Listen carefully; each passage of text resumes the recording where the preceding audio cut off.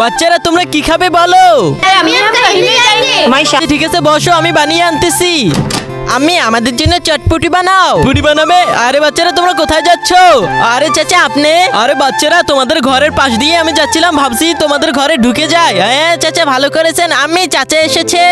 চাচা এসেছে? আচ্ছা বাচ্চারা তোমরা সেজেগুজে কোথায় যাচ্ছ? চাচা আজকে সবে বরাত তো, তাই আমরা রোজাও রেখেছি, নতুন কাপড় চোপড়ও পরেছি।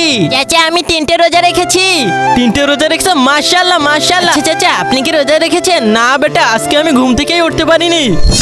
আচ্ছা ঠিক আছে, খেয়ে তারপর যাবি? খানা পরে এক সময় খেয়ে যাব। আচ্ছা এই ঘরটা কবে খালি করবে? আমার ঘরটা লাগবে, এখানে আমি অফিস করব।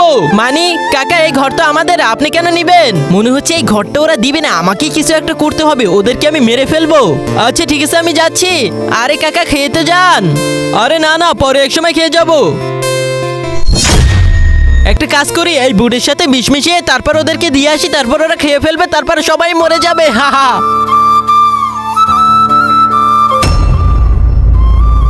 বাচ্চারা তোমরা না আজকে রোজা রেখেছো, তোমাদের জন্য চটপটি এনেছি। আরে বাহ চটপটি! চাচা চটপটি তো আমার অনেক পছন্দের। বন্ধুরা তোমরা যদি এটার পরের পার্ট দেখতে চাও তাহলে একটি লাইক, একটি সাবস্ক্রাইব আর কমেন্টে লিখে যাবে পার্ট 2।